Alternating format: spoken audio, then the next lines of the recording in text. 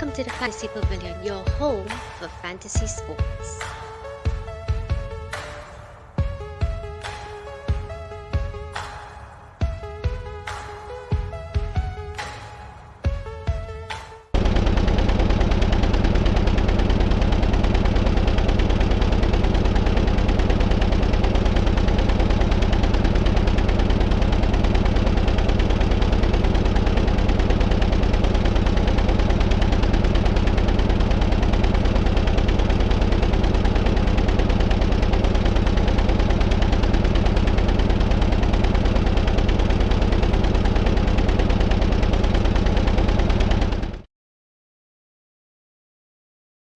Welcome, guys. Welcome back to the Fantasy Pavilion, your home for fantasy sport. And of course, we're here for some F1 breakdown of Jeddah. And I'm joined by an excited panel, ready and raring to go to discuss and break down everything that went on, not just fantasy wise, but of course, we like to talk about the race for a bit.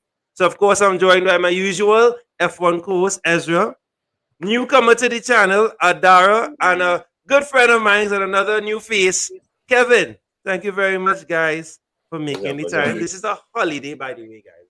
Trinidadians do not stay in the house on a public holiday. We are normally at the beach or doing something else, so I appreciate your time, first and foremost.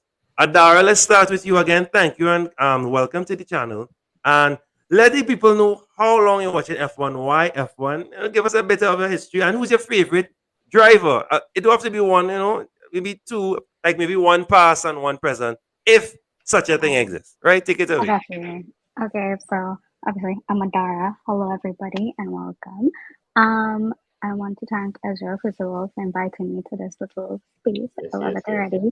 Um so I've been watching F1 since I was probably a year old or less. So I've probably been watching F1 for a total of 18 years now, and I probably started following more and when I started Form 1, so when I was like 13, 14 around there.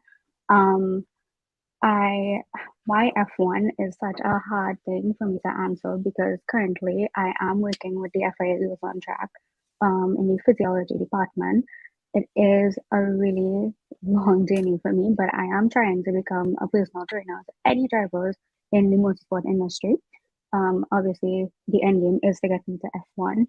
However, F1 for me is like a really it's a passion of mine, right? Like it is when you think about me, when you look at my accounts, it's like, okay, this girl definitely she's obsessed with F1. Oops, I totally dropped this. Anyways, I hope you guys got that. Yeah. So it's like it's my life basically. That's why I look at F1 as my life. It is everything to me. In terms of favorite drivers, currently so I was diehard Danny Rick, okay. But I kind of digress from that. I'm a lot more supportive of Pierre Gasly in the recent years since his move from Red Bull.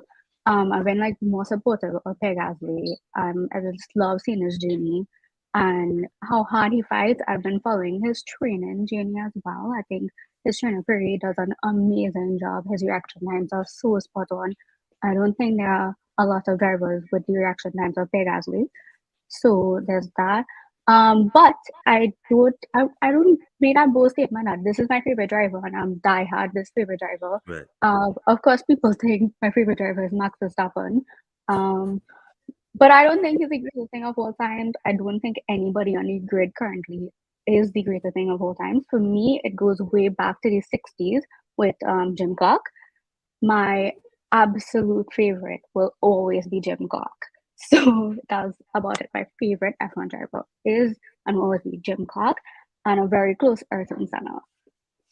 All right, yes, Senna for sure. Legend. I know that name for sure. I'll have to Yeah. research Mr. Clark, but sure. Yeah, You Senna have for to sure. research Mr. Clark. Yeah, Mr. Clark yeah. is amazing. Him and Jack Brown, they've been so evolutionary in the sport. They've helped it grow and they've been mostly concerned with the safety protocols of the Yeah. sport as well, which is it has I mean Jim Clark died in a crash, right? So I mean that if that doesn't say something about what the Yeah, sport used to yeah, be, yeah. I think it's come a long way, but I'm really excited to talk about Jeddah because I've had so many safety concerns come out of Mm, it. So yeah, but that's yeah. about it for now. I'm glad you brought up because I myself have some questions. They might be dumb, but I have some questions about Jeddah as well too. But before we get into that, Kevin, same thing. Let us know how long. Now I know you are a big football fan, of course. You back the worst team in London, but F1. Why F1? And you know how long you watch it into, and who are some of your favorite drivers, and which drivers really got you into the sport, or you know what race that So might have caught your eye? You know why F1? let's start with two Champions League says what, and then now we'll continue. Um, so I started actually didn't start watching F1 any long period of time. I actually started watching Top Gear because I like cars. And I never always used to see them talk about what this F1 F1 F1 F1, and eventually when they had Star in a reasonably priced car, the original Top Gear, by the way, not that nonsense Yeah, that I've going on. yeah, not that trash. No, I agree. They would have. I remember I liked two drivers. I liked Jensen and I liked Lewis Hamilton, but I like Hamilton a little bit more. This was young Hamilton, this bald Hamilton, not the diva of today, right? um, and I eventually like, you know what? Let me find out what is F1 thing that they talk about. Because every time, if you used to watch Top Gear, you know they do the news, and every race week was like this happened this week, this happened this week. Some more condensed version of what we're doing here right now. To be fair. And eventually I started following Hamilton. I think it might have been like the 2017 season or somewhere around there, 2016, 2017 season. And since then, Mercedes AMG Petronas till we die. There has been no other. I am a very faithful person. If I support you, I support you. From being an 8-time world champion to being 10th last week, we support you. Solid, solid. So, I know, I'm sure we know your background, but just give it again quick. Just who's your favorite team and how your team looking for the season so far now? Let them All right, know. so my team is McLaren, but they kind of looking real shaky right now. I don't care what nobody say, Lando Norris or die, and yeah, I think that's it for me. I have Yeah. nothing else to say. All I can do No, is just watch back and be like, wait, these men, like just get all this shit together fast. Go no, down with if the second. if this was football and a team started the way that McLaren started, you'll tell yourself, you know what, meh, it's only 2 games in this season, meh, you're not worried. But with F1, is it that no way? This is a pause. This is a pause, but is it that there's no comeback? Not necessarily to win, but at least to gain some better positioning for the end of the season. Is that how it works in F1? Like once you have this poor start, no, not just for McLaren, but also Kevin and Adar. What about Mercedes as well? Like the start that they're having. Is it that nah, that's it? That well, not Mercedes, sorry, but for Lewis, because Russell is doing well, right? Is it that we say now, wait, this is terrible? I mean, I've seen Lewis come back from some crazy things last season. So, I mean, what do you think? Does that how it works, or is it possible? Anything I is think possible in F1 or not? That's it. Post that. I think I'm the going season to a let. little. Sorry, I Oh, think go the ahead. season I a was gonna little let harder. everybody talk, please. I think the season a little harder for Lewis because it's no longer a two-horse race between Red Bull and Ferrari. So even if let's just say he catches up to Red Bull, which doesn't have the best car to be fair, he still has to fight with Ferrari. It's no longer a two-team race. Mm, But to answer your question of if it's possible, of course, in sport anything is possible. Because if you Yeah. bring it back to football, you made a good point there. Look how Arsenal started the season. yeah. Look at Arsenal Yep. now. Yeah. Yeah. But Yeah. it's a little more technical than that because there's only so much points to go around, and it's Yeah. not a Right. matter. Yeah, there's only so much points to go around, and by the fact that they both Red Bull and Ferrari has such a commanding lead over the bouncing machine that is Mercedes right now, um, I think they need to now play catch up for let's say maybe this race and possibly the next race, and even possibly the next race, while Ferrari and Red Bull are just extending their gap. Yeah. And not before John Adara jump in, that's the what was the word looking for? I don't want to say beauty, but that's the interesting thing about F1 that you could only the top 10 get points.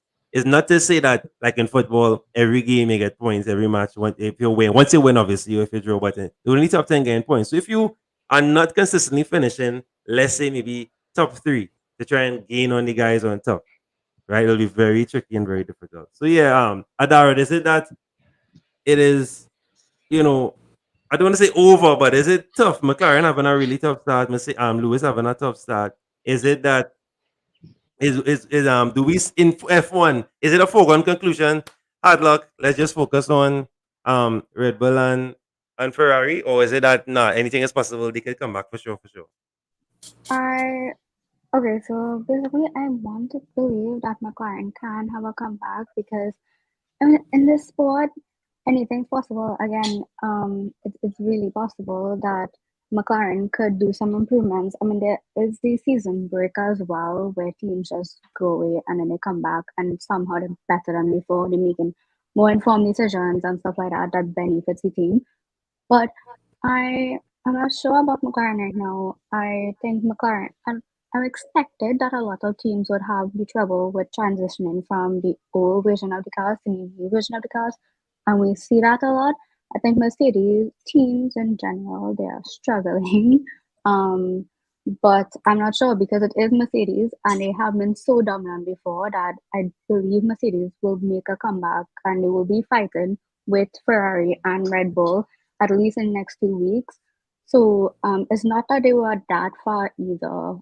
Within two This weeks, week. you say? That's Yeah, like within 2 weeks. right? Like it's like Australia, and then I'm not sure which is the other because I think there's a break or something between there. But in Australia, I do expect to see a little more competency from the Mercedes cars, and it's like I don't want to say anything about the championship. I don't want to even believe that Ferrari could win a championship right now. I think it's very amateur. It's very amateur to believe that because I mean it's a completely new era to the sport, and apart from that Ferrari's track record, I mean Yeah. it's really difficult to believe that.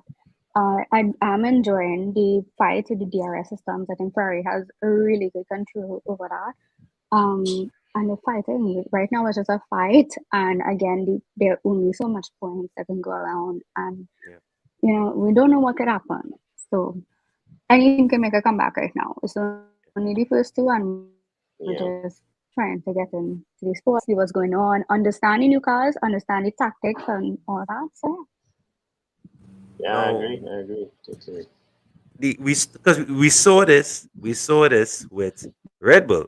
Red Bull made a quick comeback between the first race and the second race, right? Because there was not much time really to prep. It was a few days, right? yeah, Literally a few days. I think everybody in Yeah. the Rebel community was holding their breath there because it was like, oh my God, please don't let this be the Rhino era again. But it's not. So hopefully we don't have any more engine failures. I think it was really scary to see what happened with Pierre, and then to see Checo's car just cut off in the race. It was horrible. It was really horrible. Now, so let me bring up the standings. Now, we don't have to talk about this as yet. Let's talk about the race. Let's talk about the circuit itself. Now, as someone watching who doesn't really understand, I'm still learning. As I say, I've been following this sport, but not really watching this sport. I do not like this track. I find this track it looks super dangerous in the sense that it was so narrow. Right now, of course, you will break that down for me. I'm not a huge fan of this track. I know, but this is what it's second. Yeah, correct. Yep. Using Yep, this, and right? it's Right. fairly new. It's Yeah. fairly new. Yeah. Now, are you a fan of this particular track? Is it great? I know it's only 2 years. What is it that you like or don't like about it? Is it a safe track? 'Cause, I mean, to me, watching because I watched the whole race Monday. I didn't get to watch it live Sunday, so I watched it over Monday, and I was like, nah, boy, I don't like this track at Yeah, all. it's It's super. super Look, hard. there's a yeah, that's it, and that's it. And then there's like a few corridors that are wide-ish, but other than that, it's just like it's like driving in Gonzales, right? Like it was crazy, right? So let me know what you all think. Kevin, you could kick us off. You Ooh. like the track? I know it's only second year, but what's your thoughts on the track itself? In terms of safety, in terms of safety, I actually have not paid attention that much, to be fair. In terms of safety of the actual track, Right, right, I right. do know that we've had some Latifi moments, of course.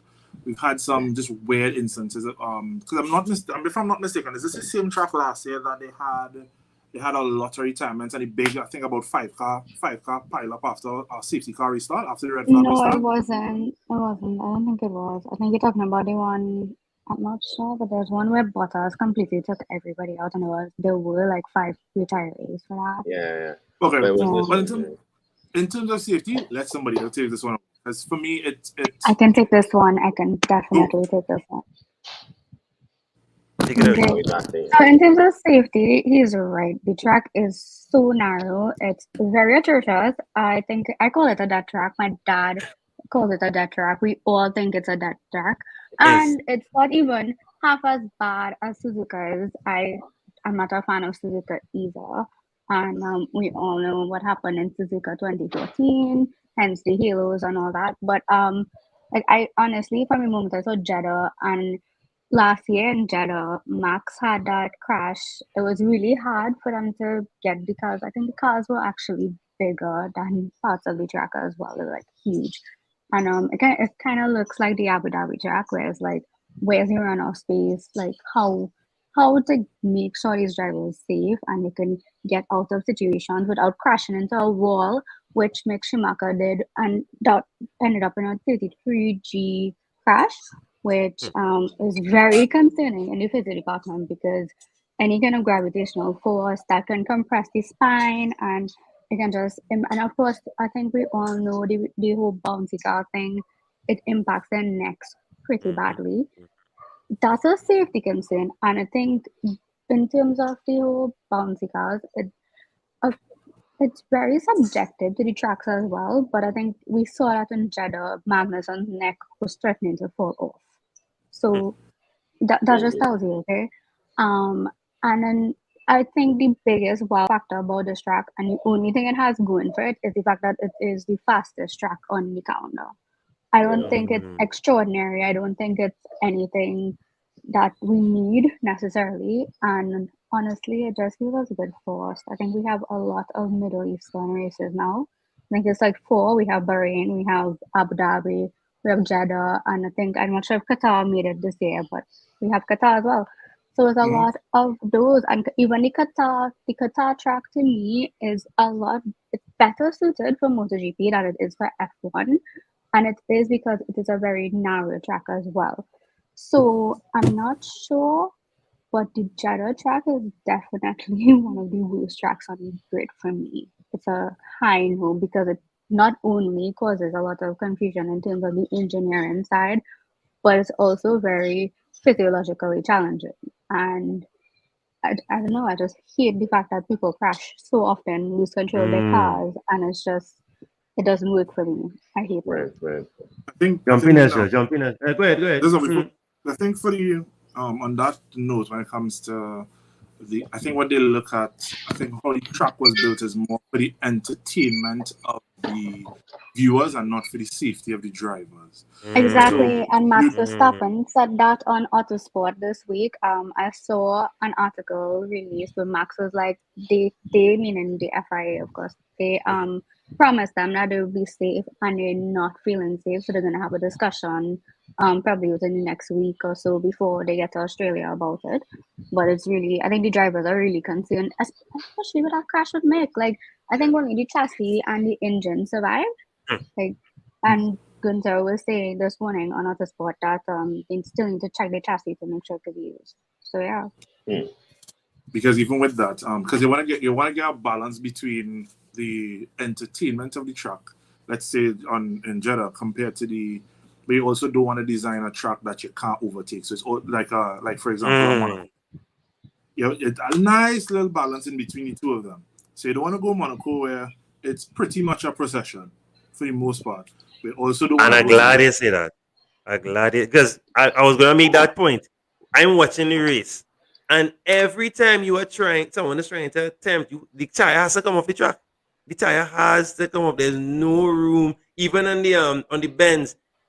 I've seen many. I've seen like the other race, the first race. Sorry, when they're trying to take on the curves, boom, easy, no problem. Or you could battle with each other easy. But Right. in this one, now wait, those bends, Crazy. especially the bends, are very dangerous. Ezra, what do you Yeah. think about the track itself?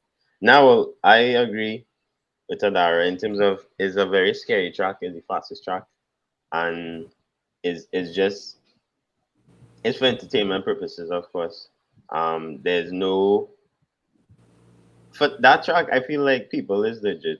Like it's the second year, but the first race I saw, I felt like everybody wasn't even driving as fast as they really could because they were so scared of, the track itself now. And it kind of was because when I was looking at the times after the race, it was like so slow compared to how fast you can actually go on the track, but they just weren't pushing it. You know what I mean? So Another thing that pushes something like Jeddah to happen. I think I remember Crofty and they complain about it from time to time. If you give drivers a runoff area, they're going to continuously drive on the edge where they're only going to be using the runoff area instead of driving properly to stay within between the lines.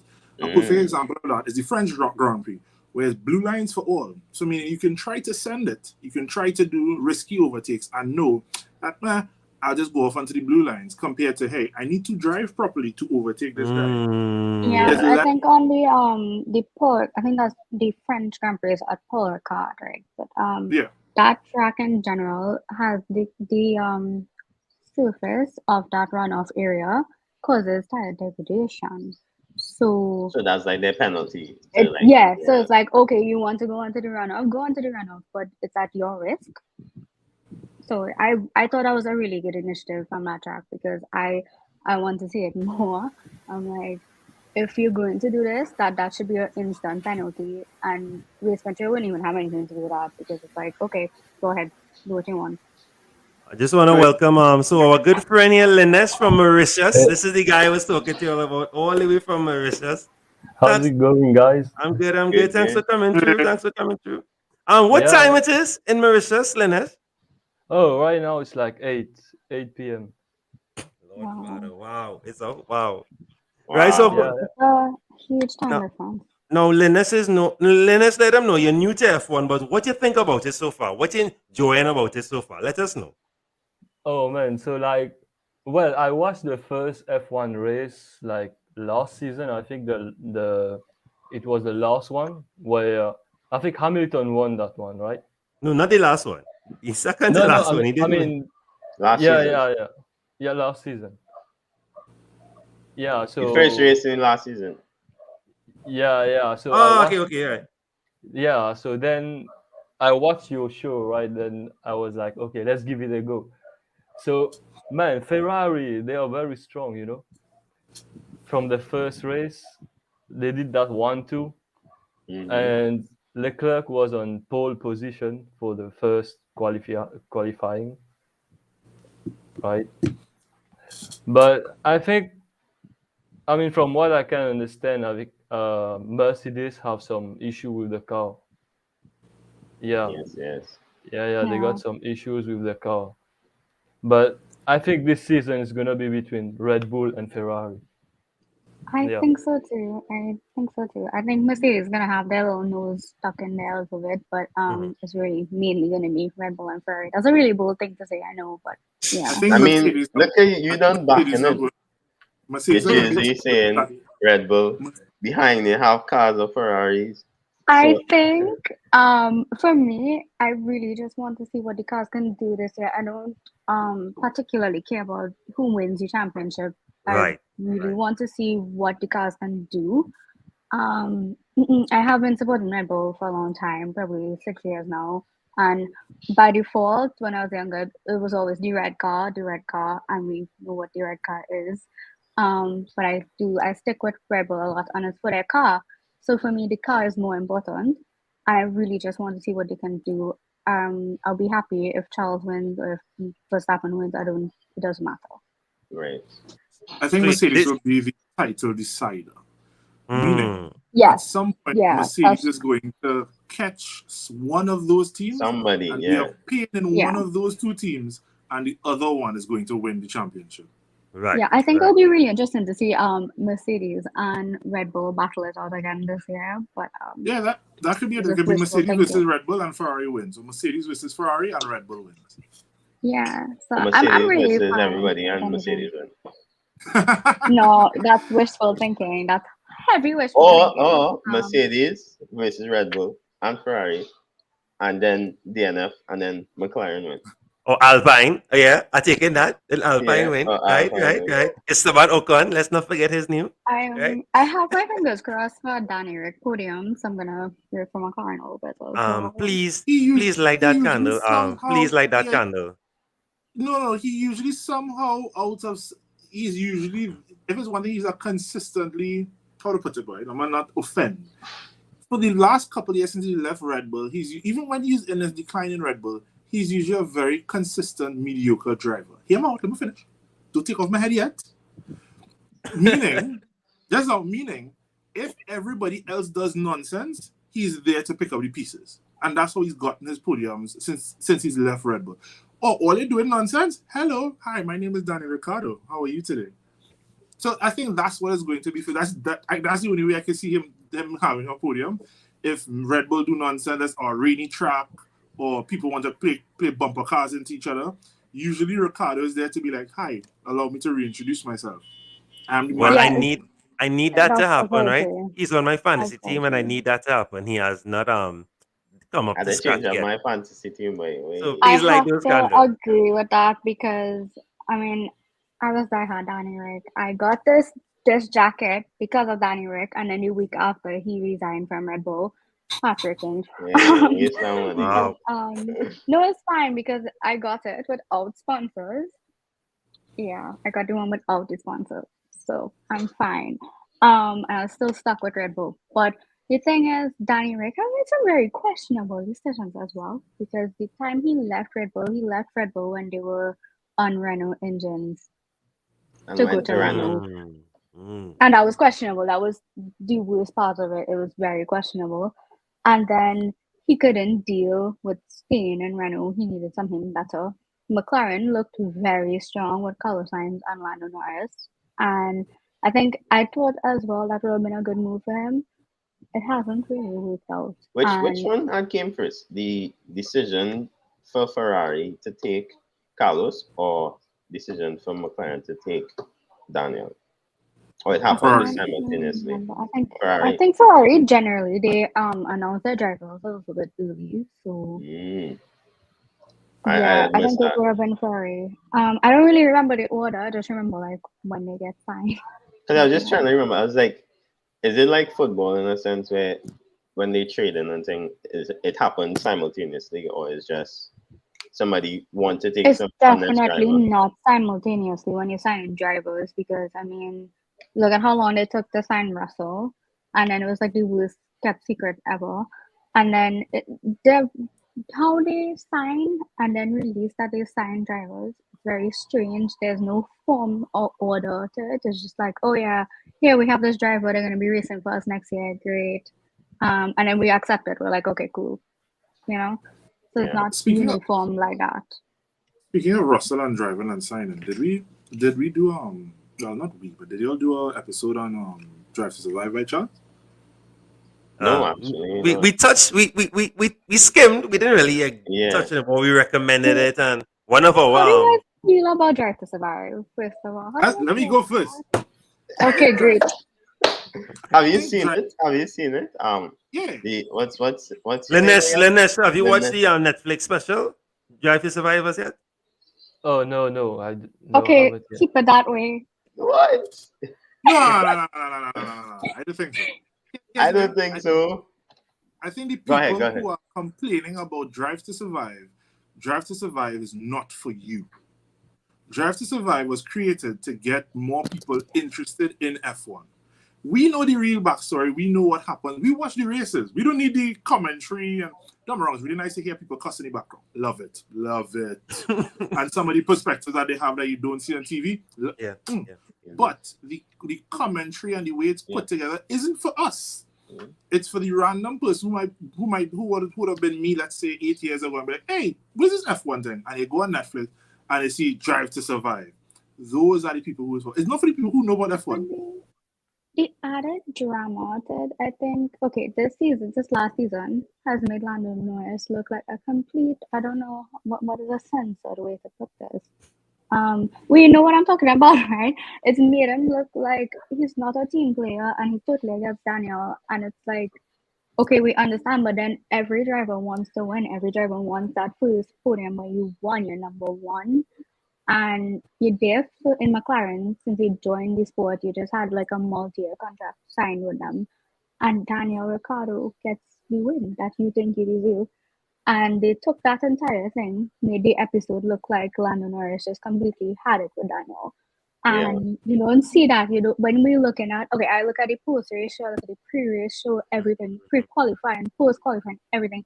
You don't see that. That is not portrayed in real life as it is on TV. And my problem with Drive to Survive is that I would still look at anything F1, doesn't matter. But at the end of the day, I'm not really happy with the way they portray the sport to new people. And again, it is for new people. Why does our sport need to be so dramatized for people to Nah, watch well, it? And then that's you're the only watching it that's and the you get only way. commentators. Yeah, That's that's Yeah, the but you're only gonna that's way. watch what we it, live you in. have that idea in you have that idea in your head. And then you're looking at it and it's like, well, boxing is gonna be like, yeah, and then we talk about the race. We're talking about the race, we're not talking about their personal life, we're not talking about anything else, we're not talking about X, Y, and Z. We're not talking about that. The sport is about the performance of the drivers and the cars, and you don't get that through Drive to Survive. And of course, I understand because it is a money making thing. You need to have the money and the income in order to have that. The yeah, we need to have like Yeah. the revenue coming in so the I sport can can answer why. continue. So for You can as instance, well. from a marketing point of view and advertising point of view and just bringing light to sports in general, F1 taking on Netflix show like that, or Netflix taking on the F1 project is definitely two folds, double-edged sword. One being is going to bring the most amount of viewership to the sport based on what they had previously with all the years, and two Added. being and yeah, added to, and also it's very they have to dramatize it, like Dramatize. make it dramatize it. Yeah, sorry, English not really good there. But it's basically a hard. They have to do it like that in order for it to be good TV. They can't really give you the plain show because it'd be kind of boring. It have no kind of. And I think that's what we look. That's what we look to the. That's why we tune into Drive to Survive. All the things that you don't see on camera race weekend. Yeah. Let's think about it. At this point in time, Gunther Steiner is a hero, and the Haas team has gotten a lot of fans from Drive to Survive of the back shots of me, but the back scenes of Gunther Steiner. Pause. Yeah. I think I don't have a big problem with Drive to Survive, but it's just I don't like when The like over drama. completely new people get to watch this and then they get that idea in their head that like this is what the sport is, this is what it is. But then I also have a problem because recently I find as the seasons progress, it's not giving what season one gave to us.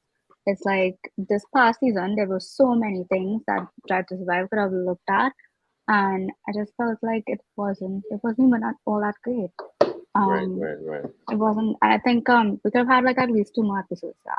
I feel like also too you looking at it from you seeing everything, but there are people who will still not go and watch all those pre-races shows and stuff like that. So all they seeing is the Netflix series. The condense, Right. but they Okay. condense. Right. So they say in this race, and then they're gonna be like at the end of the season, they're gonna wait for Drive to Survive to come out to see what happened behind the What scenes. happened? Yeah. And Or is it that, I think that's perfect. I feel like is it like for a lot of us like me, I can care less. I can care 2 hoots about the I think it's 10 episodes. I can care 2 hoots about episode 1 to 8. 1 to 8. I mean, in my mind, I'm like, let me get to the end. Let me get to the end. Yeah, because you knew Yeah, what it's was gonna always let's get happen. to the You knew what end. was gonna Yeah. happen. Yeah. Because like, we looked at it, and we know. I ain't but it's gonna lie just to you. like You see the episode. I think it's season 3 or season 2 when the horse driver again the accident. Man on Fire is the episode. Roman, yeah. Right. That was real interesting because for that episode, I think that was one of the most viewed episodes overall in total of the whole entire. I think that was probably one of the most viewed races in the past years, like Yeah, probably because that past happened and decade. it was just crazy. Yeah, it was horrible to see as well. I think everybody kind of remember Nikki Lauda in that moment. Everybody was like, "Wow." The fact that woman came out of that and didn't have as many wounds as somebody looking at that could expect. That was amazing. That was amazing. All right, so let's slide right into the standings. Let's talk. So let's first of all talk about this. Look at this. Adara, that's terrible. Look at that. Look how much. Look how much. Why with this? Because this is it. No, is this due to the track partly or just particular drivers? I won't Who call are you names. talking about? The You need Right, to DNS, all call the some DNS, names. all right. the I This think DNS. DNF, all these DNFs, I right? think everybody there, the only person that did not was because of the track was, I don't even want to say Latifi because of the track, but I think Latifi because of Latifi. But Yeah, Yeah, I think Latifi because of the TV as well. so the He only keeps person that crashing because all of the the track, time. yeah, I think the only person that because of the track is Schumacher. Yeah, I was gonna say that we need to cut him some slack there because he Yeah, was boy, yeah, doing boy, pretty yeah, boy. well until that crash. He was doing Gosh. pretty well. I was very impressed with the house, and then that happened, which wow, that was But can horrific we, to see. can we also, is it that the cars, because I realize you're really into the safety aspect of that. Is it that the construction of the cars has improved so much? Because I think if that was maybe let's say what, 5 years ago, maybe, if so, right, if so much, that might have been worse, unfortunately, right? Might I have think you had been to the go worse. cars a would have little been further slower back. too. Yeah, I think you had to go a little Yeah. for that to So be that again, detrimental. That would be more than I think 5 years ago. But go ahead. I'm going to go back to 2014 in Suzuka with Jules Bianchi, right? Um, there wasn't even a halo there which could have possibly protected him, and he would have been alive and well. Which is how the evolution of the sport happens, right? As things happen, you learn from it. Mm, That's what mm, Jim Clark and Bram, that's what they were always rooting for. As things happen, you learn from it, you improve the car, and this is how we get the new car that we have.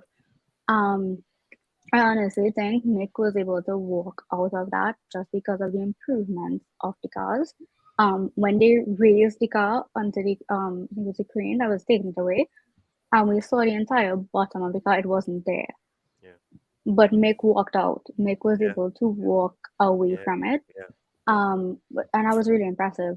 So I think the safety on the new cars is it's a good deal for the drivers. I just think I'm not sure how it's gonna work on different tracks. And again, I think Jeddah is probably the worst of the worst that we're gonna see. Like come and go So and so we, it it come would and just be gone. yeah. So I'm going to wait a little bit to see what happens on the other circuits with the cars. Again, I've always said this year is an experimental year. I'm just waiting to see what happens with the cars. But in the safety aspect, I think the cars itself does a pretty good job protecting the drivers in a crash. Okay, solid, That's good. solid. All right, so let's talk about the meat and the nitty gritty. I like, right? Of course, we have because you have to talk about everything. You can't just talk about the winners. So let's talk. Let's look at the top. Let's break down. So this race. Now, again, did you get to watch the race, Lennes? You watch any highlights? You got to watch the race at all? Actually, yeah, I watched the qualifying and the race. Yeah, yeah. So you saw the battle between Max and Leclerc. What you thought about the battle? Now, as a newbie, what you think? What you thought about this race? What you thought about this race? actually, well, like it was really close, I think. And yeah, there's something I learned in F1. Like they keep saying DRS. Like that guy, I think Verstappen had DRS, and then he overtook Leclerc, and Hmm. then yeah. So what's that? Like, is it the drag reduction system or something like that? Like, Yeah, so he can overtake and then he can do the next corner safely, right? Is that what's DRS? What? Um, That's a good question, Lennes. Yes, someone explain. I like that. Very good. I don't know exactly how to explain it exactly. I properly. think we're all just here like, okay, how are we gonna explain this? Yeah, Um, it's Okay, a long but explanation. I have it. you really Oh, okay? you Good. have I'll it? give you You have Croft. it? My I'll give you God, Crofty explanation. I'll give you Crofty explanation because they do it every goddamn love every goddamn coffee. race week. Yeah. So DRS for new viewers is the wing in the back of the car opens. You get if you're within 1 second of the car in front of you, and you get anywhere according to the track 15 to 18 kilometers extra of speed on the straights. Okay. It's usually on the straights. When you reach the end of the straight, the second you mash the brakes, the wing closes, so that advantage goes away. That's, I think, the easiest way to explain what. Yeah, so you're within yeah. 1 second behind the car in front of you at a certain point. Your wing can open. Your wing will open most likely if you're within a second of the car, which gives you extra 15 to 18 kilometers.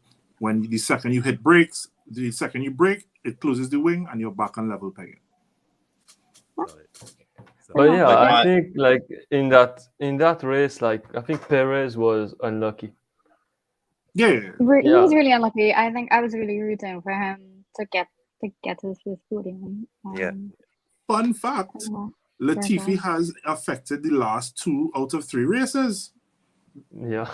He crashed in the first one. I can't remember. No, 2 out of 3. We've only had 2 races in this season. So Latifi affected the last race of last season. Oh, right. Yeah. Right. And Last week before he gave us a little break, and then he was back at it again. He just crashed Latifi things. I love it. Imagine No. hey, that's his whole job. I'm not even gonna talk about privileges some of them have, but I'm sure they have real privileges. Huh? Right. Jesus. And the thing is, this DRS stuff. What I'm realizing is if you wait till the end of the race, within the last 2 races I saw, you wait till the end, the last 5 laps, and you're battling, but you're staying behind. If you time it properly, like let's say you get it in the last 4 or 2 laps, and you do it properly, then the person behind you will have a harder time of catching you. You know what I mean? So you have that possibility of actually gaining a place and winning the race. Like that's what happened to Red. And then I think what the specific thing at Jeddah, why that was such an entertaining watch, is because the DRS points came back to back there. So you'll always have that specific type of racing when the DRS points come back to back. Because if it had a DRS point on one side of the track and then 30 or 40 seconds down the road there's another, you may not have that same thing going Results, on. yeah. But by the fact that it was DRS, couple corners, DRS, that was the problem. Well, but that was the reasoning for that. Yeah. But certain teams use it wisely, They did it. That strategy worked for them. I think particularly Red Bull and Ferrari have demonstrated their knowledge of the DRS system, and also they know how to manipulate it pretty well. I think in Bahrain we had some action as well. Then Ocon and Lando did the same thing too, and Ocon passed Lando the same way. I found it was hilarious when when both Leclerc and Verstappen was fighting for who could not get DRS first when they both locked up. Exactly, you see? No, you take it. No, you take it. No, you take it. No, you take it. I know I was going to talk about that. Last race as well, Yeah. right? To like the very end. Yeah, that was awesome. No, well, to me, the first race, again, you all could correct me, Leclerc outdrove Max.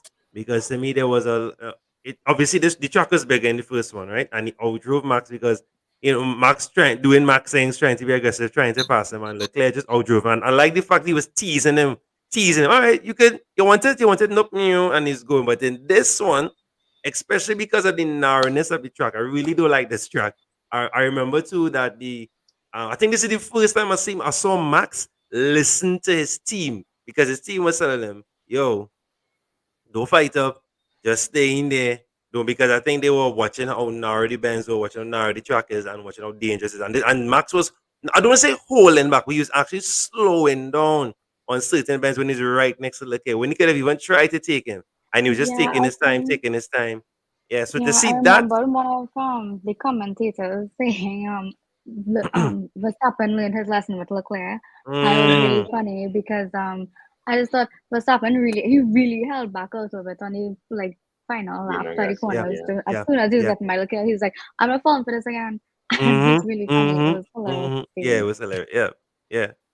And that was quite interesting to watch this year. Because I think that brought up I remember I was watching an article or just bounced up skim an article where they were saying if cars are able to do that and there's going to be jockeying for DRS points throughout the rest of the season, do we get rid of DRS? Do we alter DRS? Do we do something like is it IndyCar? I think it is.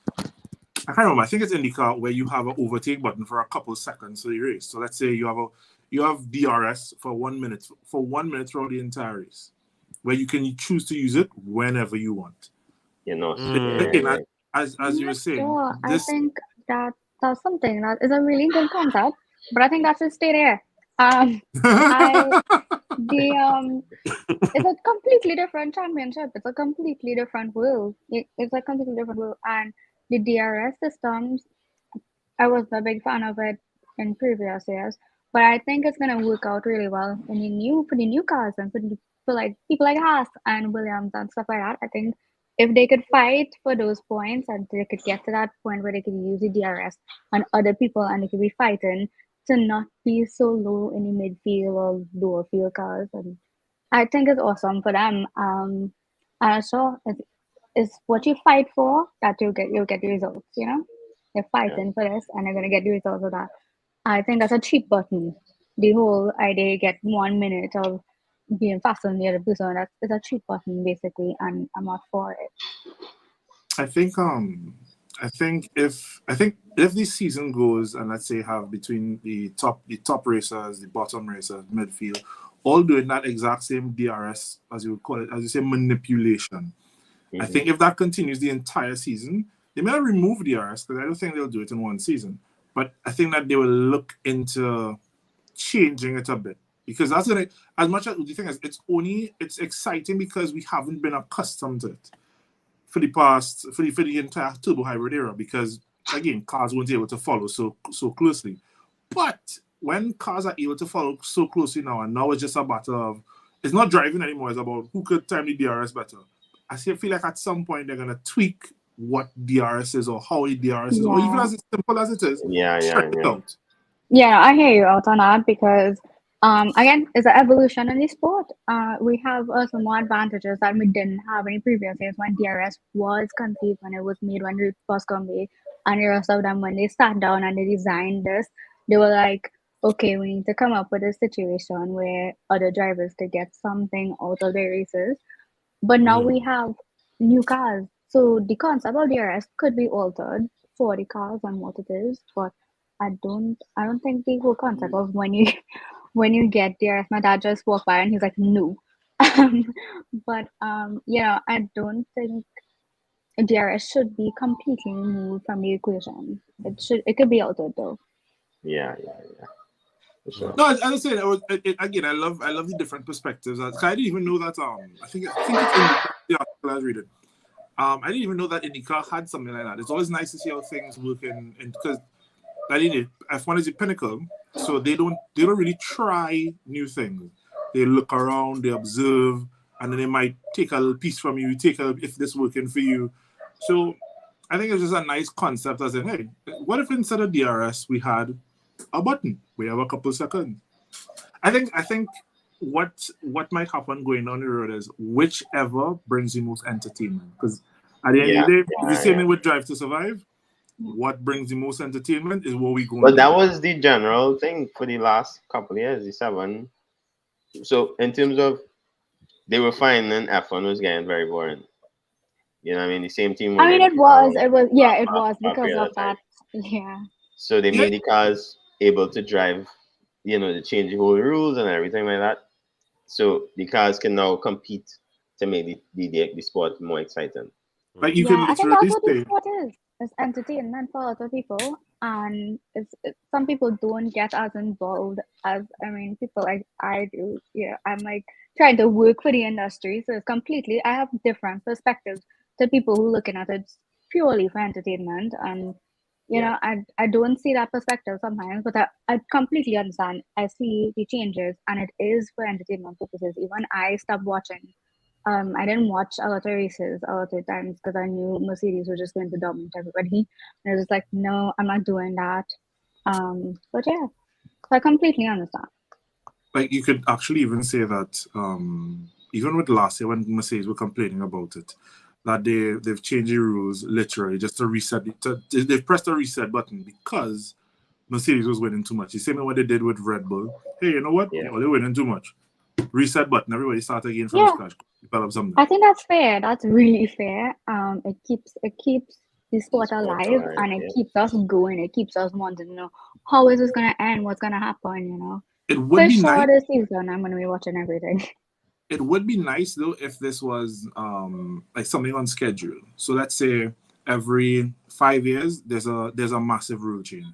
So you know that Oh yeah, that's no matter what, a team shouldn't be dominating more than 5 years. right. No, Yeah. Nah, but then you wouldn't have results like beating that I think that that's should be seven something of again. the Have that to be fair. past. Yeah, exactly. I think that should be something of the past. The whole Schumacher thing is like, okay, wow. I mean, I think everybody kind of waiting for Lewis just to get it over with. But the Just to get the whole, 8. yeah, I think after he gets that 8, if he gets the 8, You better get that it. should be it. I mean, I'm That would not be it against for that it. whole thing I'm in really terms not of against it. following, trying It's to get just that. Yeah. he needs to work for it now. We need to Yeah, see that he definitely. deserves to break Michael's record. Otherwise, the sport could move on to having that regulation change every 5 years, every how many Well, years they they have want. people who believe But that he already break it. You know what I mean? Yeah, he has. Thank It's you. how people like how that. Yeah. And Kevin, yeah. how It has he broken it though? as in the race itself. Like if like especially that last race in last season, if that didn't happen, he But would it have did. won the race. No, but that's It what I'm did saying. under No, that's race what I'm saying. conditions On the race, regulated by it the did happen. FIA body. Wow. All right. No, let's get out of the way one time. One time. Because no. In the first first race here of this new season, Kevin, Mhm. right? I'm talking to Kevin alone. In this first race of this new season, we saw an incident, right? A racing incident. And what did they do? Safety car came out. Sure, no problem. And then what did they do? Allow the cars to come and huddle, do what they have to do, let the people who were lapped and whatnot, who were first and whatnot, correctly in the positioning, right, Kevin? And then resume the race. We did not see that in the last Okay, race here's of what last season. I'll be objective. I will take off my Mercedes hat for a little. I'll take it off halfway. There were lapses in the wording of the rules that allowed Massey to make that decision. It's not how it was used before, but how it was crafted prior. Fine, he followed the rules. Is that Right. what we're accustomed to? No. But I will always say, Max, honestly, if he won the championship, if he won the championship on any other condition, tip my hat off, he did a good job. But even if I was a Max Verstappen fan, he would go. He needs to win another title because there will always be an asterisk over this one.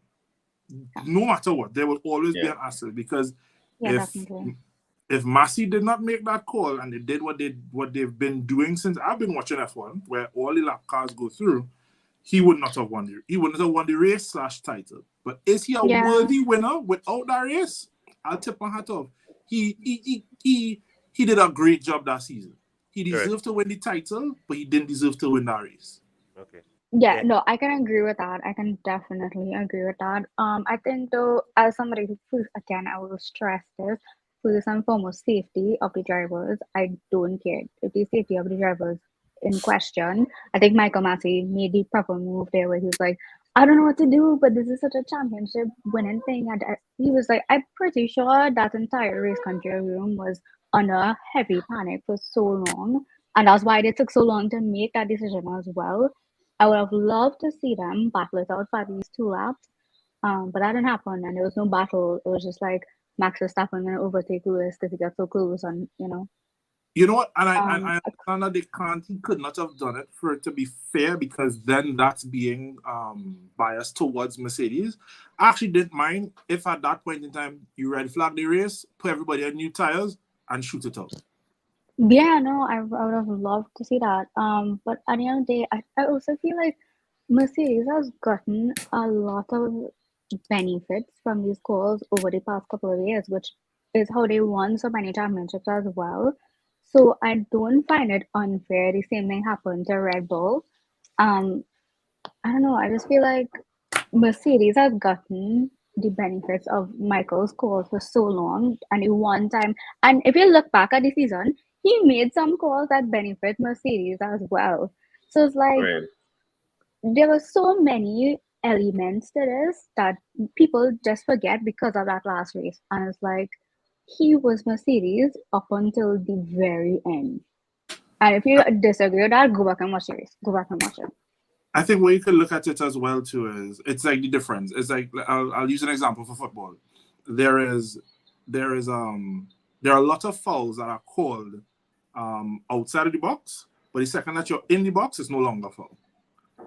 Back to F1, as you see, when it's easy to make crappy calls when it's non-consequential, quote unquote. Yes, in the race it might be for that race, but you can make a crappy call right now, and people might be upset. But you know what? This is the third race of the season, fourth race of the season, fifth, sixth, seventh, even up to probably the 20th. No, let's have 20 something races. Up to about the 10th No, or I 12th think we race of the have season. 20 something races this year.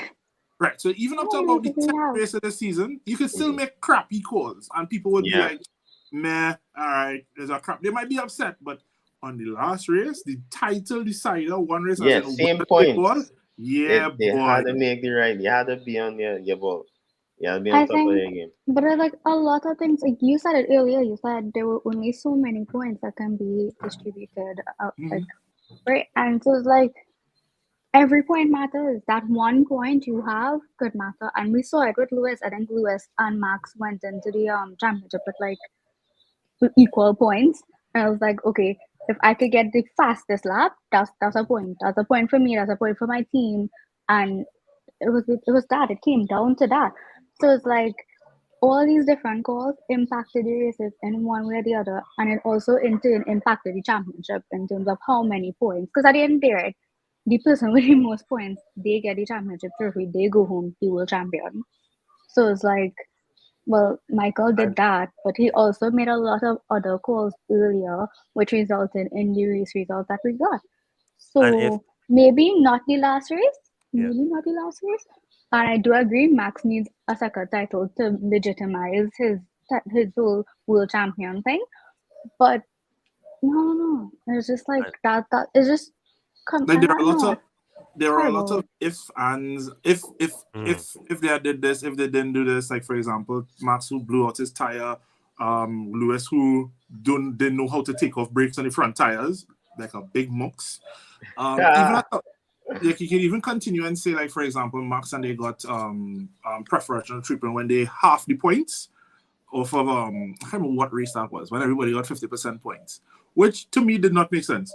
I feel like we didn't make enough complaints about that. But again, it was early in the race. It was early in the season. Early in season. So not enough people, people ain't gonna really pay attention. I feel like we forget that piece of nonsense that Massey did where everybody got 50% points.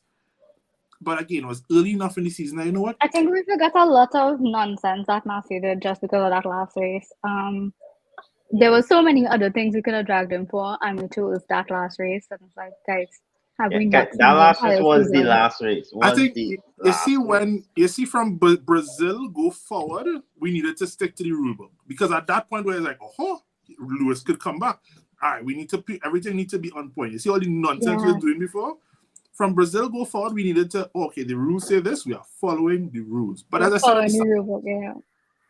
technically he followed. Not technically, he followed the rules. The rules just had a wide interpretation that he could have done what he did.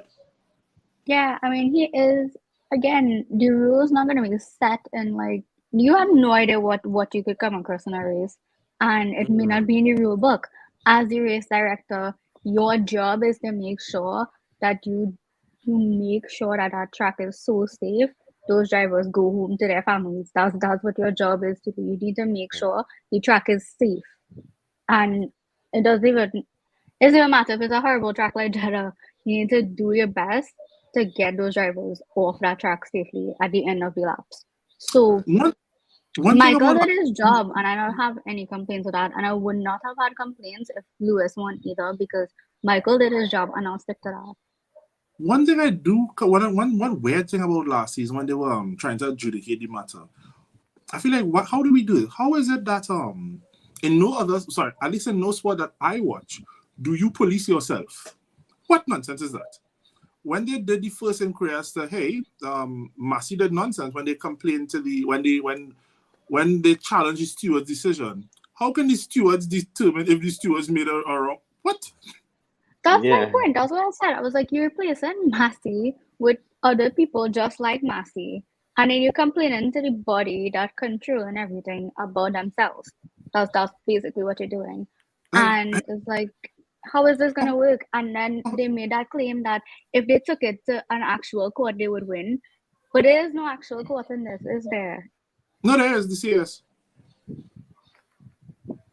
I still think that's influence. I don't know. I just have that thing. I'm like, everything influenced by the FIA in this. And The CS is the adjudicating body for all sports. So if anybody so for football, if you're doing nonsense and you want to complain to the highest court, it's the CS. The football, F1 CS, tennis CS. They are the Supreme Court, you would say, for sport. Yeah. So, but the thing is, no, and before Mercedes said they were taking it to the CS, there's an internal process first that that they asked the stewards they complain against the steward's decision, but the complaint about the steward's decision, they have to complain to the stewards first. Make it make sense. Size. That will never make sense. Well, let's jump into the standings again, and then we jump into the fantasy aspect. Yes, sir. So we have Sainz coming in third, Perez fourth, Russell. Now I just call out, and then we'll talk about them, right? So Ocon, my boy, Ocon, doing well, taking that. Lando Norris, big up Lando all the time, Ezra, big up, right? Hey. Gasly, finally glad to see him up and amongst the points. Magnussen, Haas, doing the thing, consistent point returns with, and then Lewis Hamilton in 10th. So this is all we care about. Right now, Greatness. The greatness. great. From third last race to 10th, no problem, but still points. No, Mercedes double pointed. You look at it in the wrong way. No matter what Lewis Hamilton does, he'll always have a one at the start or wherever he finishes. Okay, buddy. Yeah, no problem. Yeah, moving right along. So You do a really great job of like stopping us from the little banter. Like, okay, no, that's fine. No, it's So not that. far, You see, I just don't wanna. I don't wanna keep you all back. I'm glad if you all wanna stay for hours, right? No problem. I actually have to leave in a little bit, but like I'm just saying that for yeah. So let's talk about. So who help me out here, right? Who did not get points in the first race got points in this race? Gasly, definitely Gasly, Lando, right? Correct. I think Norris. Yeah. So Gasly, Norris, because McLaren didn't finish at all last race. Mm-hmm. Who else? That's it. I think that's it. That's it. Yeah. Okay, so everybody who you'll be seeing 0 by didn't. No. Forget them. But boom. To be fair, Bottas got points last race, but this race, nothing. He didn't finish this race. I was really impressed with She didn't even Bottas say and why the he Alfa retired. Romeo. No, I don't think we got an explanation for that. No. Did you say, hey, Bottas, come in? Yeah. For what? For him going to Alfa Romeo? No, for him retiring in the race now. Like, why he didn't finish? Oh. They never said why. They just said Bottas box and I was like, oh. Yeah, bookman. That was it. Yeah. But here's the thing, right? This is Bottas also. This is also Bottas helping out Mercedes, because if he did not box, Lewis was 11th. Mm-hmm. Facts, pure facts. But it's almost like the first race. If Red Bull didn't have the mess up, Lewis and Lewis and Russell wouldn't have podium. Well, not Russell, sorry, but Lewis wouldn't have podium. Yeah, And they Russell still wouldn't on have, point, yeah. It would have been like 5th and 6th or some kind of thing like I'm that. okay.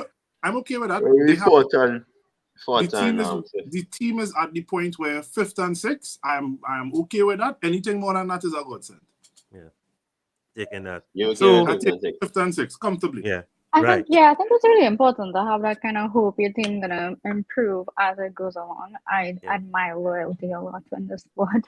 Yeah. But Yeah. like, no, it's really important that you keep that up. It's like if they could play 6, then they could definitely. I believe Mercedes will be able to challenge Ferrari and Red Bull by Yeah, the for next sure. I mean, race it at is least. Mercedes at the end of the day. Exactly. I think they have the resources to do that as well. I've been really impressed with the people from Mercedes I've been able to work with in the past. I know their trainer, so because Mercedes has the powertrains, right? And the trainer from the powertrains, the lady who takes care of she takes care of the engineers and the mechanics and all of them in the garage. She was saying how hard they work, and if something doesn't work out, they're gonna come back to the factory. They're gonna try to work it out. So I have faith in Mercedes. I hope nobody in my house hears that one. But yeah, I have some faith in Mercedes. And I really do want to see them battle Red Bull. Who does your mom and dad support? Ferrari? So yeah, my mom literally spent 25 years with Shell, so she's like definitely diehard Ferrari. And my dad has been Ferrari for a really long time as well. I think with all my mom's influence, my dad would be Ferrari. So if you can like see all of that, there's like so many other Ferrari boxes to the back of me there. And then to my side, there's like a couple more, like a glass display of Ferraris. So yeah, they've been diehard and they've supported Michael since the beginning of his career in Ferrari. Right. It's been really amazing. So yeah. So Crazy.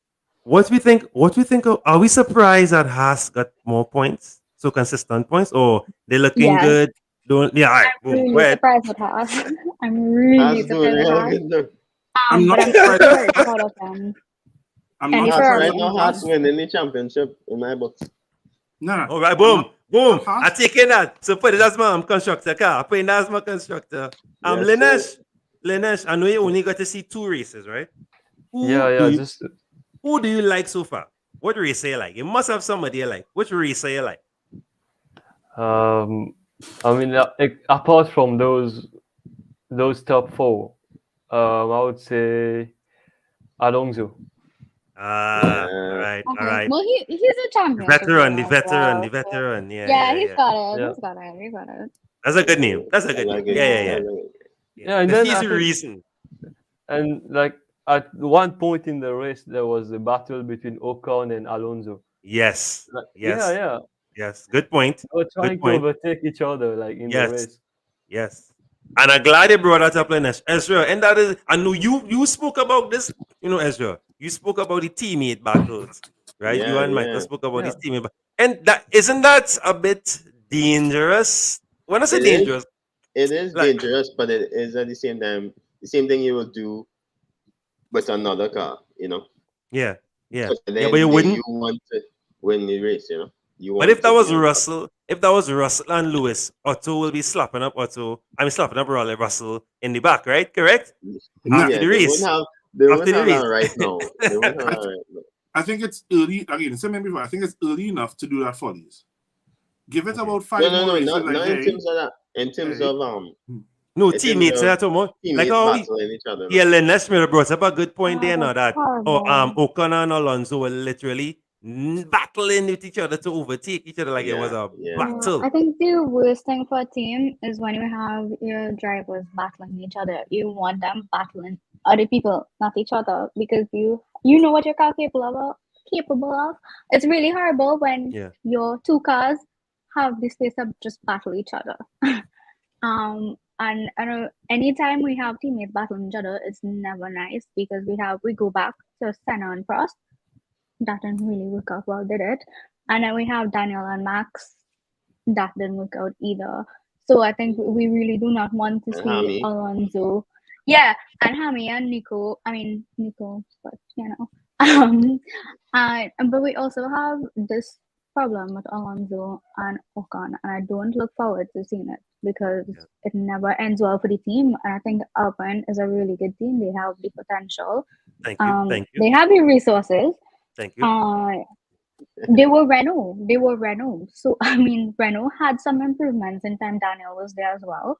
And I don't know. I just Yeah. feel like they have the potential to be better than just the mediocre midfield team that they are right now. Yes, don't worry. We coming for everything. Don't worry about that. Yeah, but they But have I don't know. I really like how they squad Fernando works together. So I have hope spearheading. for everybody. I like Yeah. how Yeah. no, like I think for team racing, I like to see it because I don't want to see a procession. I want to see, as I said, if I'm faster than you, I want to overtake you. It shouldn't just be on team orders. But Yeah. I think my thing is you can't race your teammate how you race the rivals. Because I think Right. that's where the whole there's squeeze you off the road, and that's where the tension comes after. When I squeeze you off the road, I push you off the road, I make sure you do this. If I give you the bad drive, like I'll bad drive somebody who not on my team. I think that's where you manage it. Race, but keep it clean. Yeah. Keep it professional. Because I just said I don't go and see these people and I'm later on this evening. And Yeah, still have to go online with you and drink a beer with you and then go in team meetings. somebody You might pass that understand? shit behind you after. You do. Yeah. See. No, But I can tell you for sure, Russell is not going to race Hamilton definitely not. right now. Definitely I'm not. just I saying, love how Russell he's is gonna be doing it. like, okay, cool, do your thing.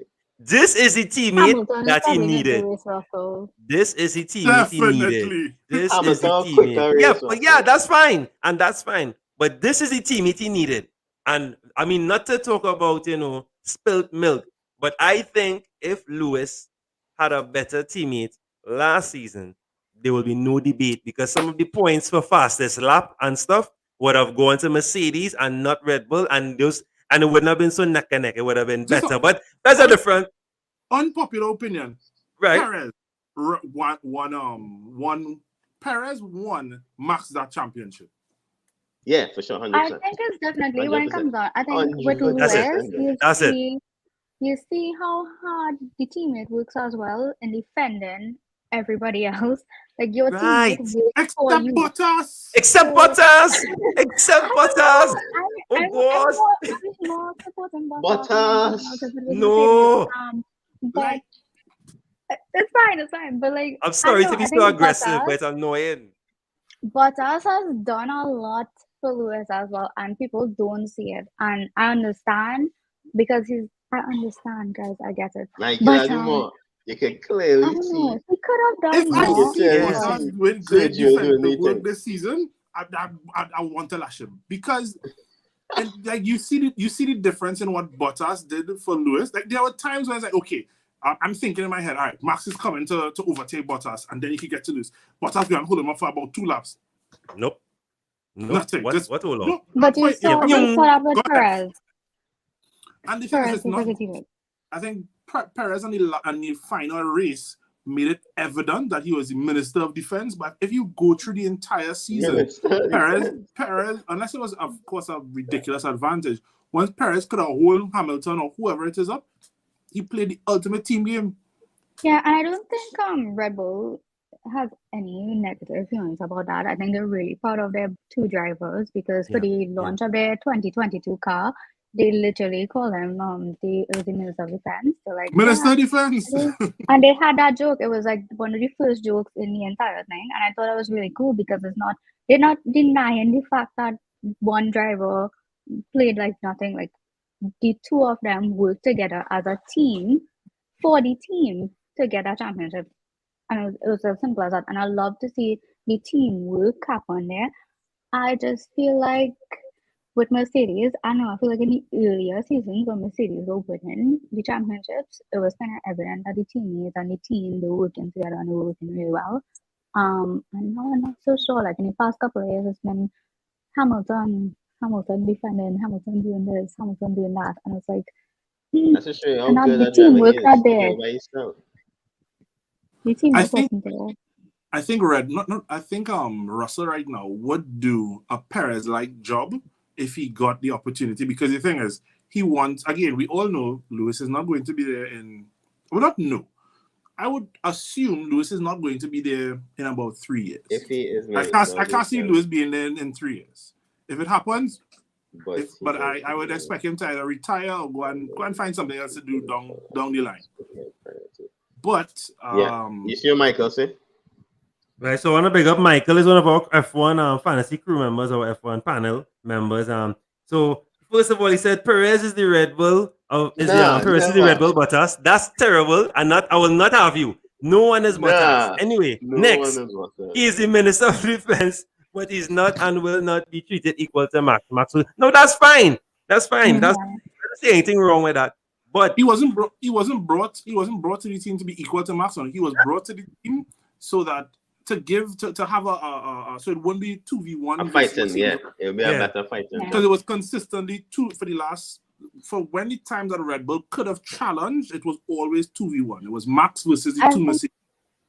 I think Perez is fine with it as well. I think he has that understanding of I'm here for this job. I'm not here for Max's job. Exactly. And I really love the way he takes on his job. He's like, but he also know if anything happened to him because of last season, to see it.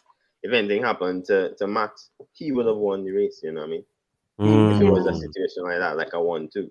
You know what I mean? So is he there? I think the difference with probably Mercedes is that Mercedes might sell your dreams. I said, oh no, you could contest for the world championship compared to Red Bull. Like, hi, you are helping Max. Yeah, it's kind of like a Ferrari situation where Ferrari is like, okay, so we're clearly going to be focusing on this one driver, but you here as well, and it's great that you're here, but you are not this one, and we just want to help this one. And when you have that understanding, I think it's better because it's like, okay, my job as number 2 is not to fight the number 1, it's to help the number 1 driver, you know. And I think again, it just plays into teamwork. Teamwork is very important, especially in new eras as well, where you have like championships in consideration. Like, imagine without Bottas, what could have happened to Lewis with those championships, and imagine without Perez, what could have happened last year as well. I feel like without Bottas, Lewis still wins those championships. Correct. Exactly. And I'm not being harsh. It depends on your number 2. Let's be fair, right? So to me, again, from the outside looking in, Bottas is not doing the same job that Perez doing, because as I said, the points, not even, because again, some of the points that Red Bull would have gotten last season would be because of the whole fastest lap thing. Perez doing his thing, trying to get a fastest lap, trying to get those extra points, and of course because of his finishing as well, right? Finishing so close to the top 4, top 5. Bottas not even trying to do that. Not even trying. And the margin, because Lewis made that great comeback, the margins were so close. If Mercedes had at least get 2 fastest lap points, at least, right? For mathematically, that whatever happened in that last race would not have mattered. It would not matter because of the earlier the marker set down. It's a clear piece of evidence on that. Remember when Bottas came out on I can't remember what race it was. Remember when Bottas came out and was taking the fastest lap from Lewis, and he did not? Say again, Kevin. Sorry. You remember last year? I can't remember what race it was. Bottas came out on some fresh tires at the end of the race, and was doing a fastest lap. Bono came on the radio and told him, abort your lap. And he didn't, and he still got it. Perfect example of what Bottas of what is not teamwork. Yeah. Right. So let's segue right into the fantasy vibes real quickly, because I don't want the panel as the panel still here. Now, Dara, I know you might be playing fantasy. I'm about to tell you guys. I have to. No problem. No 7 problem. minutes. You guys have 7 minutes. Let's talk fantasy. Right, we can do that. Right. So, Dara, I know Kevin and Dara, I don't think you all play fantasy, but your knowledge and know-how is still needed to break down what happened here. So we have 3 teams.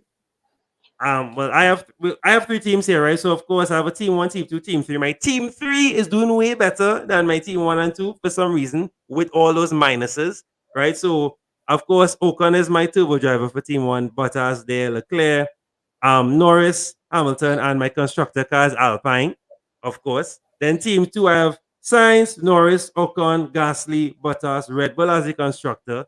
They redeemed themselves from the first race. And then Leclerc, Norris, Ricciardo, Russell, Sainz, AlphaTauri as the constructor. Now, I I'm doing terrible in the leagues, no problem. I will try and fix this. Now, what I want from you guys, right? What I want to ask you guys. Now, in fantasy, it have and I know Lanesh, you could jump in here, Lanesh, you could chime in here in fantasy in the football.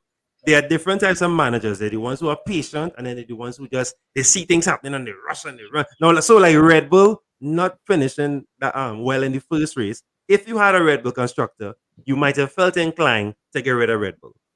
But I am not that kind of. I like to be patient. Now, based on what we've seen for the first two races, and we have a break now between Australia.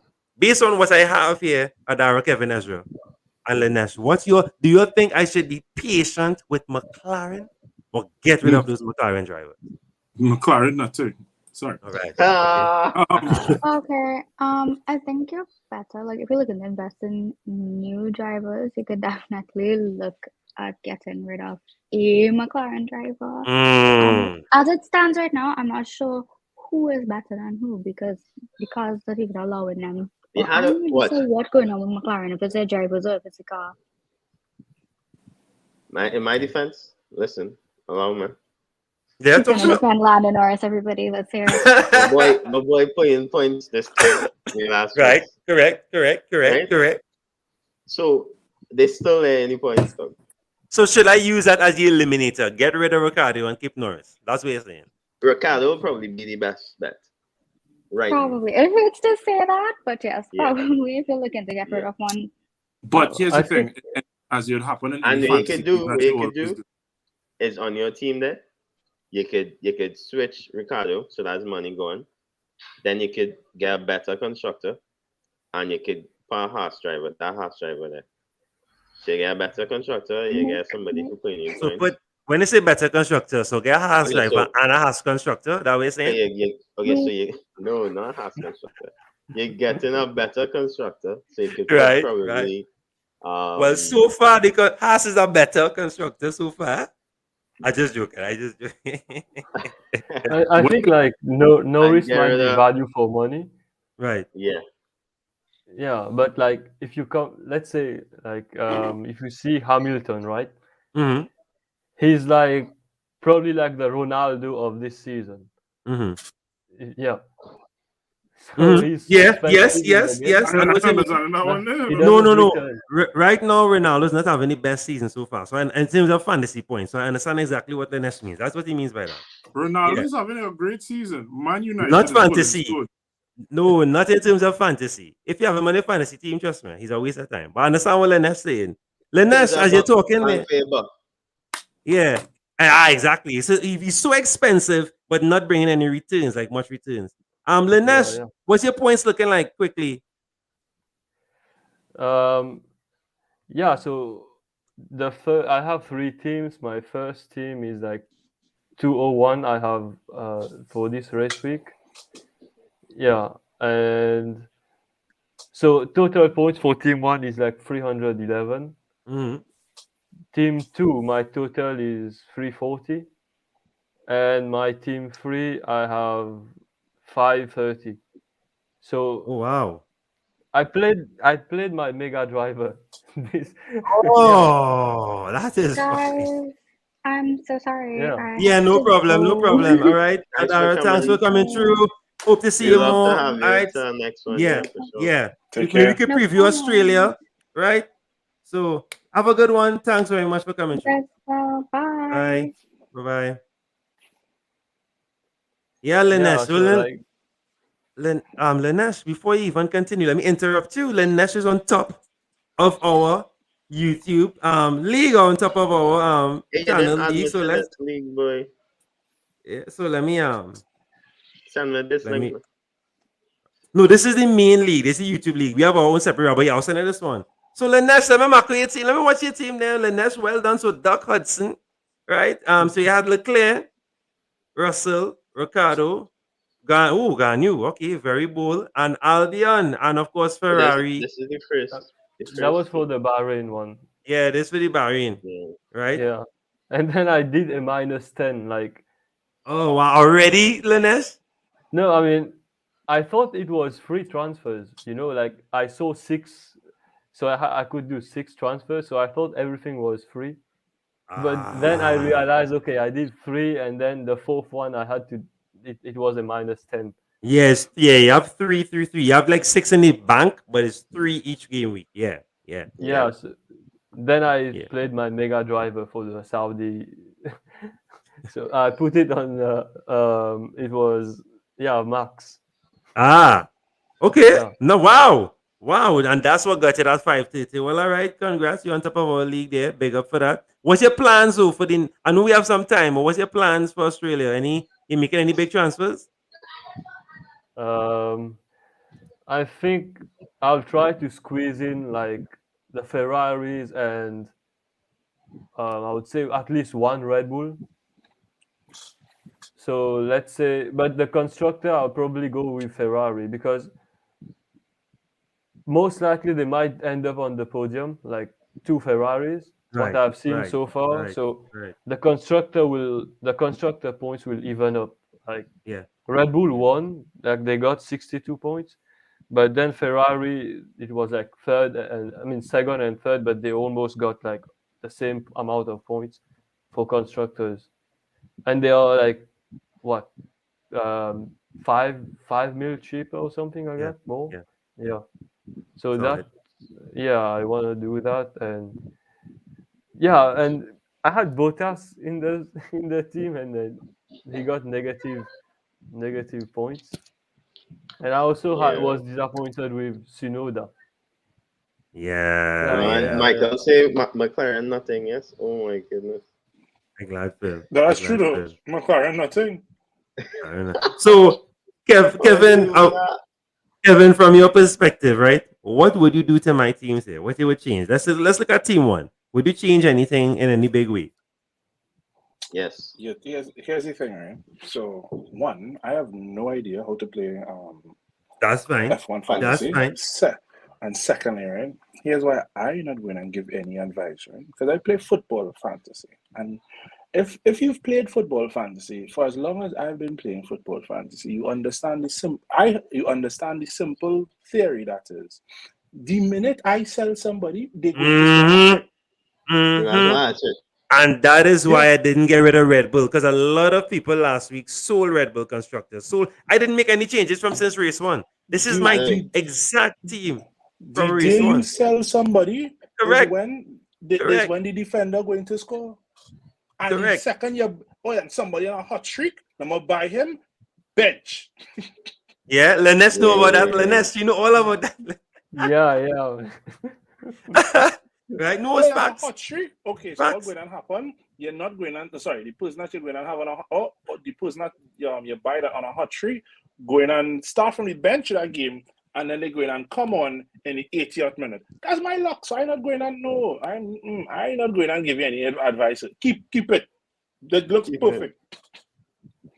Keep it. It's good. It's working. No, no. The only thing I might do, I might change the 2 constructors on my other teams. Right? I mean, what I might do, I might go cheaper. I might go cheap. I might really go. My advice. I might go cheap. Yeah, go ahead. Is for team 3, all we're working is Ricardo to swap out. Yeah. So you're saving on the money, right? So you get a lot more money to spend. So you can get a better constructor. And also, you can switch it to like an Alpine, or you could even get a McLaren or a Red Bull constructor. Actually, I'm a Mercedes constructor because they went down in price also. And you get a Haas driver to switch out for right. No, I like it. I like that idea. I think that's a good move. Yeah, I taking any advice. I taking that. That's solid actually. Because again, I mean, as I say, as much as I'm patient, I think it might be time. Now, but the thing is, the tricky thing with F1 and the F1 fantasy and F1 itself, the race and the sport itself, is that any kind of craziness could happen. Any kind of craziness. Because as much as you have McLaren with 2 straight DNFs, that could happen to Mercedes for the next 2 races. That could happen. That could happen to anybody. Because look, it happened to Red Bull. Happened to Red Bull and then they bounce back. Right? They like Big Show and they bounce back. So I mean, anything is possible. But I mean, some little tweaks. You're trying to put on my team there. Right, hey, I just said. Hey, but what I know, could I DNF for 2 races. when Excuse? when Baku comes, I know what I'll be doing. I already planned for Baku because certain drivers cannot drive in Baku. That's all I'm Yeah. saying. I ain't going anywhere, Just bet right? on Latifi. Just bet on Latifi going in a wall or spinning. Sure money. Yeah, sure money. And as sure certain people cannot drive in Baku, right? I'm not calling names. Yeah. So I'm not going to. I know for sure I'm not gonna bank on that particular driver when Baku comes along. That's the only race I think he struggles in. And then my turbo driver will not be put on Ocon for Monaco because you all warned me long enough now. You all warned me about Monaco and Ocon. So I will be careful with Ocon and Monaco. Right? I know everybody have the taboo. Right? And So I'll be also, what you had to do is you had to check, look for Ricardo now. If they start to perform better, Ricardo will do well in Monaco because he podium, and then he won, and then he never lost points in Monaco. Okay. Yeah. Okay. What? And you see, I'm glad I said that because this is why too I kept some of the. That's why I didn't change anything because when I look back at the Jeddah last season, some of the guys that I had did well in Jeddah, and so said, so done again this time, right? Yeah. It was only that Hamilton didn't win and Ocon didn't podium because no, he didn't podium. I think he finished higher in Jeddah, but he still did well. He still did well. So that's why I didn't change much. You know. What about Gasly though? Gasly looking safe now, or Yeah, Gasly is a consistent driver. He will always get points. Always get points. In terms of qualities and things, he gets points. And that's yes. And Russell has been doing that as well too. Russell has been doing really well in the qualifiers. And that again is a key thing to keep in mind, guys. When you're picking from the qualifiers, you have to pay attention. I have Lanesh up. Look, Lanesh, what time do the races start for you, Lanesh? What time? What time you have to be awake? No, it's around I think 9 p.m. Okay. So not too bad. Yeah, it's all right. Yeah. But not in the morning. Yeah, or 9 in the morning, Lanesh, like sometimes 11 a.m. or stuff. On a Sunday, Lanesh. Ugh. Yeah, Right. even the games, right? I mean the football games. It's in the morning over there. Yeah. Yeah, it's 7 a.m. for some. Look, deadline day this week, Lanesh, is 6 a.m. for us. Oh. Yeah. All right. Yeah. So I have to be awake I have to be up by 4 o'clock to make sure. Yeah, look, Michael's saying Monaco and Charles is a risk because that's a big risk there. For real. Yeah. Because he driving around saying, wait, I have no bread in the bakery today. Oh shit. The thing is, the races that you support, the races that people the races that drivers are supposed to win, they seldom win. Except Lewis, to be fair, he's knocked it out of the park with Silverstone most years. We really sure about this year though. But most years he's knocked out. But the thing is, an Italian driver in Monza wouldn't bet on it. I'm on a guest driver in Monaco. Wouldn't bet. If it's for Monaco, I wouldn't put Leclerc. I'll put Sainz. I'll put Sainz over Verstappen. I'm glad to say that. I know we have some time before we preview it, but Australia, whose bogey track is that, and who normally does well in Australia? And who's bogey track? Who normally doesn't do? Who I want to say bogey, like they just don't do well at all in Australia. Anybody at all? No. The thing is, usually when you look at it as the first race curse. So usually Australia is Melbourne is usually first race, and okay. The person who wins the first race never wins the wins the championship. Okay. So for the record, Hamilton won the first race last season. Yes. Bottas won it the season before. Yes. Bottas won it the season before. Rosberg won it the season before. Right. So I like that. That's a good little note there. And who won this one? Leclerc. The first season is usually not one. Sorry, the first race. First place does not win the championship. Was Ferrari looking to break that this year? Looking to break that this season? I would put money on Ferrari. I would probably only put money on a Ferrari driver winning in Monza. No Monza. That's this Monza. Monza's Ferrari. Yeah. In Monza, in Italy. This year, I'd probably put some money on that. Most likely, it will happen. They will go extra hard for a 1-2 Ferrari in Monza. It's unheard of in a very long time. Right. And they actually have the car to do it this year. So, if I was a betting man, I'd put something on it. Solid. We'll be looking to wind down there. I don't want to keep you anymore. I really appreciate the time that you'll put in, and appreciate the comments, the insight. Kevin, it was great. I want to big up Adara. Lennes, thanks for coming through. No problem. Of course, Yeah. before we of course we have our in 2 hours I am doing a next stream for game week 31 preview. Lennes, if you're free, you'll jump on one time, Lennes. I know that it might be late for you. That's about 10 p.m. But you'll let us know if you're free. You'll jump. Right, you're always welcome, Lennes. Right, thanks for coming through. Right, all the way from Mauritius, guys. Still blows my mind. Ezra and Kevin, any closing comments? Anything at all before we dive out? Anything on Jeddah? Anything at all, or anything to preview Australia? Anything at all? Or any propaganda? Anything? I'll let him go first. Propaganda, boy. I don't really have no propaganda. Defend McLaren now, man. Defend them now, man. Hey. I'm doing any points. I will ask you. Right. Any points. Second race, any points. So my last words will be for this podcast. As I said, thanks you for inviting me to start off. Of course, Kevin. My last words will be, still I rise. Boy. All right. And Lennes, what would you tell people who F1 boring and too long? What would you tell those people? How would you encourage someone to watch F1, Lennes? Let's leave it there. Talk to me.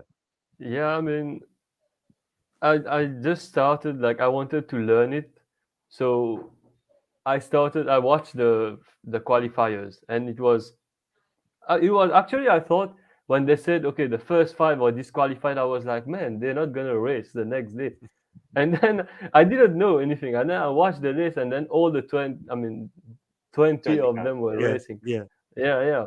And I mean, there's so many factors in racing, like, that makes it exciting. Is the tracks, like the time that they get to, in the pit lane, and the difficulties they have on tracks, and the different cars and the powertrains, and you get to learn a lot of things, and like those guys need to tackle those problems, like, in order to get past it, So it's kind of exciting.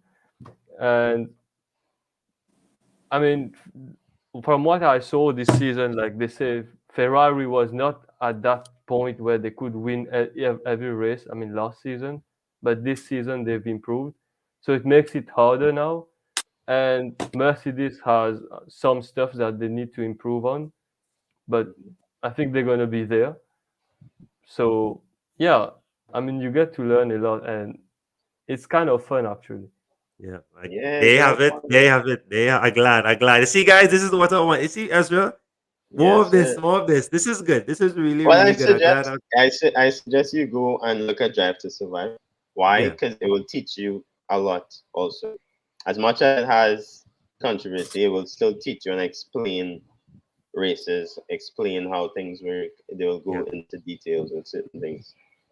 Because at the same time, they want new viewers to understand what's happening when they're seeing it too. So it will help you in terms of just understanding.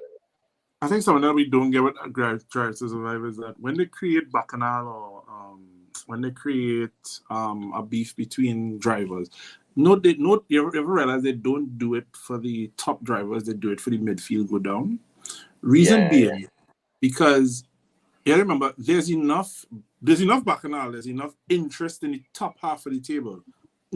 Last season, nobody cared about McLaren, Haas. But the thing is, you care about Haas now because Haas has eyes on them because of Gunther, because of his personality. But the thing is, for all the other teams, the Alpine, all the other teams, because it sound like I don't know F1. All the other teams, there's no eyes on them because there's nothing going on there. Right. When you say things, it's like when big things happening, like for instance, in F1 India, right? Which was Alpine before his Alpine, when the Indian guy had owned F1. It was the pink, Yeah. and that whole controversy with him and him having to sell over the team, or even when Austin Martin became the thing. So like big things like that, they would show it. They wouldn't really show much of the actual races and things. And it's the same reason. Like there has to be some drum of experience, not experience, excitement for people to want to watch past. Let's say, for example, this season past sixth, seventh. There must be some reason why I want to watch. Why? But no, people who after they watched Drive to Survive last season and they're watching F1 this season, oh, hey, look, McLaren. I remember them two fighting with each other. Then it creates something that I want to look down the field and not just focus on Max, Lewis, Hamilton, and Leclerc and Sainz. It gives something for the other people. Because to be fair, let's be real here. It's just like football. Nobody care past the top 10. Oh, they can have a good That's time. why them men like Ocon, That's why you like Ocon, because of the fact that you saw his story. Yeah.